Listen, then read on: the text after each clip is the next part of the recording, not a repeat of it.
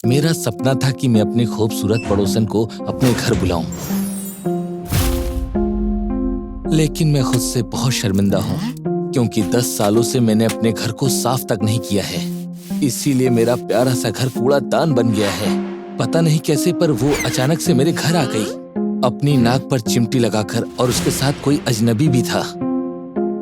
मुझे पता चला कि उसने स्वच्छता निरीक्षण के लिए उसे बुलाया था क्योंकि मेरे घर से लगातार बदबू आ रही थी और वो इस चीज से काफी परेशान थी।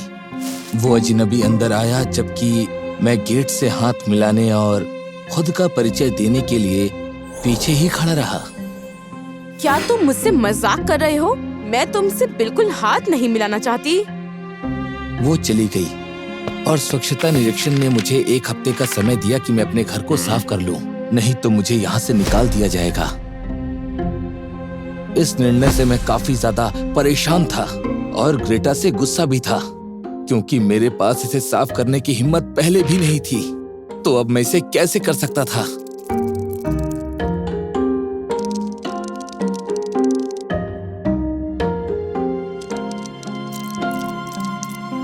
चलो उठो, तुम्हारे पास सिर्फ 1 हफ्ता है।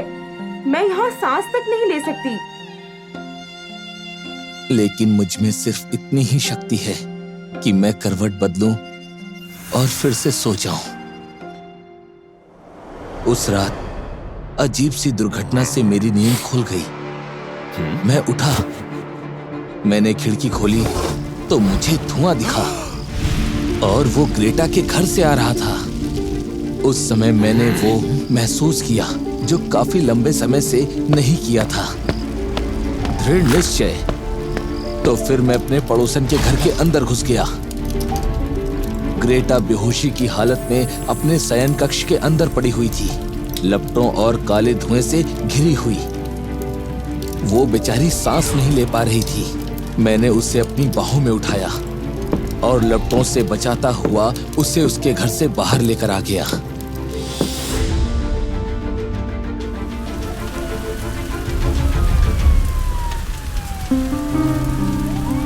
अग्निशामक और रोगी वाहन जल्द ही वहां पर आ गए और वो लोग आग बुझाने में सफल रहे।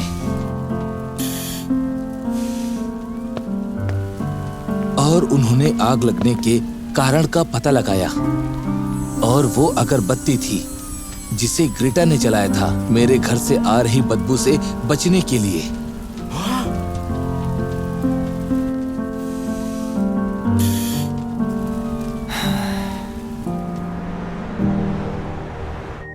मुझे काफी ज्यादा हैरानी हुई और उसने मुझसे बात की और उसे बचाने के लिए मेरा धन्यवाद भी किया उसने। और उसने उसके बारे में पूछा जो उसे काफी दिनों से परेशान कर रहा था। तुम्हें घर साफ करने के लिए 1 हफ्ते से ज्यादा का समय मिला, लेकिन इसके लिए तुमने बिल्कुल कुछ नहीं किया। पर जब तुम्हें धुएं की बदबू आई तो तुम पहले पड़ोसी थे जिसने मेरे घर आकर मेरी जान बचाई। आखिर क्यों? मुझे लगा कि मुझे इसका जवाब पता है। एक आदमी के लिए सबसे महत्वपूर्ण बात है उसकी जरूरत महसूस होना, और इसी वजह से हम हर सुबह बिस्तर से उठते हैं। मेरी जिंदगी कई सालों से ऐसे ही व्यर्थ हो रही है। मैंने ग्रेटा से कहा कि मैं भी एक पारिवारिक आदमी हुआ करता था, मेरे भी दोस्त थे, व्यापार था, मेरे शौक थे। पर ये सब कुछ खत्म हो गया जब मेरी पत्नी ने मुझे धोखा दिया। हाँ, वो गई मेरा व्यापार साथ लेकर, जबकि मेरा सुबह उठने का कारण था खुद का अच्छे से ध्यान रखना और अपने घर का भी। ग्रेटा ने बड़ी ध्यान से मेरी बातें सुनी और उसने मेरा हाथ पकड़ा।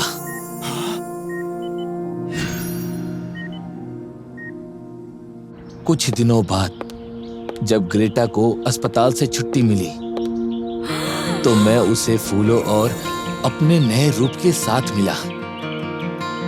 पहले तो उसने मुझे पहचाना ही नहीं, पर जब उसे लगा कि ये मैं हूं तो मुझे देखकर वो हंसने लगी। मैंने उसे मेरे घर पर रहने का न्योता दिया जब तक उसके घर की मरम्मत न हो जाए। हाँ? मुझे एक मौका दो, मैं तुम्हारा ऋणी हूँ। अगर मेरे घर से बदबू नहीं आती तो शायद तुम्हारे घर में आग नहीं लगती। और अंत में ग्रेटा मान गई और मैं उसे अपने घर के अंदर ले गया। उससे अपनी आंखों पर विश्वास ही नहीं हो रहा था क्योंकि मैंने अपने घर का हर कोना साफ कर दिया था ताकि वो मेरे घर में आराम से रह सके।